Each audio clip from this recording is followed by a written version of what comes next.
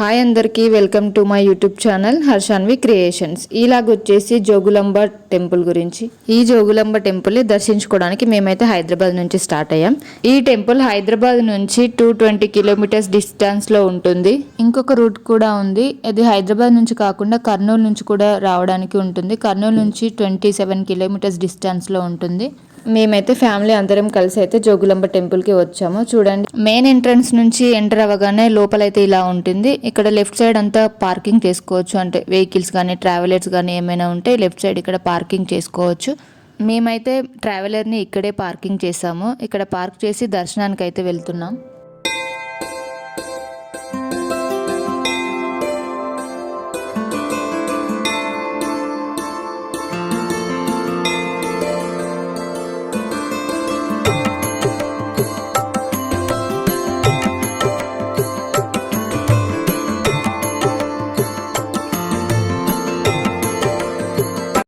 మన తెలంగాణ రాష్ట్రంలో ఏకైక శక్తిపీఠం జోగులాంబ టెంపుల్. ఈ జోగులాంబ టెంపుల్ జోగులాంబ గద్వాల్ జిల్లాలోని అలంపూర్లో ఉంటుంది.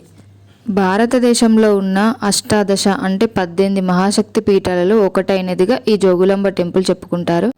ఈ టెంపుల్ 7వ శతాబ్దంలో నిర్మించబడి 1390లో బహుమని సుల్తానులచే భూస్థాపితం చేయబడింది. అయితే విజయనగరం చక్రవర్తి 2వ హరిహర రాయలు బహుమని సుల్తాన్ సైన్యంతో పోరాడడానికి తన సైన్యాన్ని పంపించాడని, అయితే ఈ దాడిలో దేవాలయం దెబ్బతినడంతో జోగులాంబ అమ్మవారు తన శక్తి రూపాలైన చండి ముండిలను సమీపంలో ఉన్న నవబ్రహ్మ దేవాలయంలోని బాలబ్రహ్మేశ్వర దేవాలయానికి తరలించి దాచిపెట్టారు. అప్పటి నుంచి 2005 వరకు అమ్మవారు ఇదే దేవాలయంలో కొలువై పూజలు అందుకుంటున్నారు. ఇదే బాలబ్రహ్మేశ్వర స్వామి దేవస్థానం. అయితే మనం చూసినప్పుడు ప్రతి టెంపుల్లో అయితే కాళ్ళు కడుక్కోవడానికి ట్యాప్స్ కానీ ఏమైనా ఉంటాయి. బట్ ఈ టెంపుల్లో అయితే ఇలా అరేంజ్ చేశారు. ఇదైతే చాలా బాగుంది చూడడానికి. టెంపుల్కి వెళ్ళే వాళ్ళందరూ అయితే ఇక్కడ కాళ్ళు కడుక్కొని లోపలికి అయితే వెళ్తారు. మేము కూడా ఇక్కడే కాళ్ళు కడుక్కొని అయితే దర్శనానికి అయితే వెళ్తున్నాము. లోపలికి వెళ్ళగానే మనకి బాలబ్రహ్మేశ్వర స్వామి దేవస్థానం అనే యారో ఉంటుంది. సో అలా ముందుకెళ్ళి రైట్ తీసుకోగానే టెంపుల్ అయితే ఉంటుంది. అది కాక ముందుకే మనకి లెఫ్ట్ సైడ్లో చిన్న గోపురం ఉంటుంది. ఆ గోపురంలో ఒక లింగ రూపంలో ఉన్న శివుడు ఉంటాడు. ఇలా కొంచెం ముందుకెళ్ళి రైట్ తీసుకోగానే మనకు ఒక ధ్వజస్తంభం అయితే కనిపిస్తుంది. ఈ ధ్వజస్తంభం ఎదురుగా ఉండేది బాలబ్రహ్మేశ్వర స్వామి దేవస్థానం. ఈ బాలబ్రహ్మేశ్వర స్వామి టెంపుల్ లోపల అయితే ఒక నంది ఉంటుంది. ఇంకా లింగ రూపంలో ఉన్న శివుడు కూడా ఉంటాడు. మేమైతే బాలబ్రహ్మేశ్వర స్వామిని దర్శనం చేసుకొని ఇంకా పక్కన చాలా టెంపుల్స్ ఉంటాయి. అన్ని టెంపుల్స్లో ఉన్న దేవుళ్ళని అయితే దర్శనం చేసుకున్నాము. టెంపుల్ లోపల అయితే ఇలా ఉంటుంది.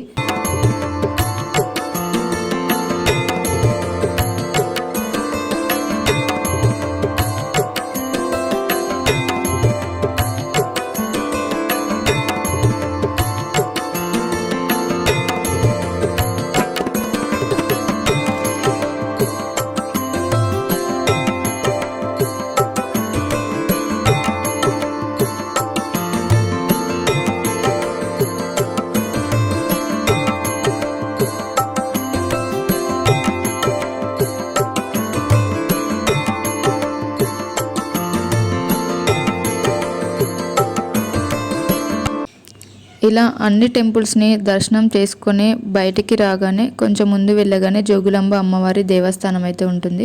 ఈ టెంపుల్ అయితే చూడడానికి చాలా బాగుంటుంది. లోపలికి వెళ్తే అమ్మవారు ఉంటారు. ఈ జోగులాంబ అమ్మవారి దేవస్థానం అనేది మనకి భారతదేశంలో ఉన్న 18 అష్టాదశ శక్తి పీఠాలు ఉంటే అందులో ఒకటైన ఈ దేవాలయం. ఇక్కడ అమ్మవారు జోగులాంబగా మనకి ఉగ్ర రూపంలో దర్శనమిస్తారు. ఇక్కడ అమ్మవారి శిరస్సు మీద బల్లి, తేలు, గబ్బిలము, కపాలము కనబడుతుంది. ఈ టెంపుల్ అయితే మనకి మార్నింగ్ 6 o'clock అలా ఓపెన్ చేస్తారు. నైట్ 8:30 వరకు ఉంటుంది. ఆఫ్టర్నూన్ 1 o'clock నుంచి 2 o'clock వరకు అయితే బ్రేక్ ఉంటుంది. మంగళవారం ఇంకా శుక్రవారం ఇక్కడైతే ప్రత్యేకమైన పూజలు, అభిషేకాలు జరుగుతాయి. ఇంకా ఇక్కడ కుంకుమార్చన పూజలు కూడా జరుగుతాయి. ఈ టెంపుల్ ఇంకా తుంగభద్ర నది ఒడ్డుకి ఆనుకొని ఉంటుంది. మేమైతే దర్శనం కంప్లీట్ అయిన తర్వాత ఇక్కడ అయితే నదికి చూడడానికి అయితే వెళ్ళాము. చూడడానికైతే చాలా బాగుంది.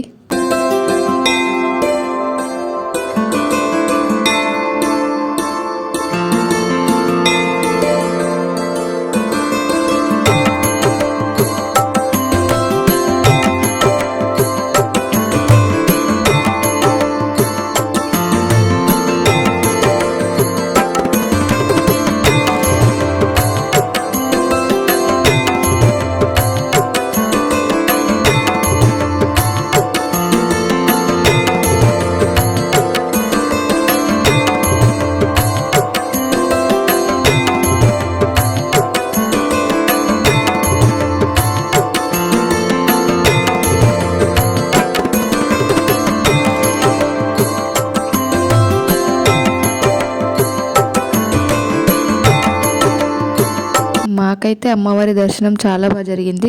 ఈ టెంపుల్లో ఉన్నంతసేపు మనసైతే ప్రశాంతంగా పీస్ఫుల్గా ఉంటుంది. వీలు చూసుకొని అందరూ తప్పకుండా ఈ జోగులాంబ శక్తిపీఠాన్ని అయితే దర్శించండి. Thank you for watching. Please subscribe to my channel and do support me. Thank you.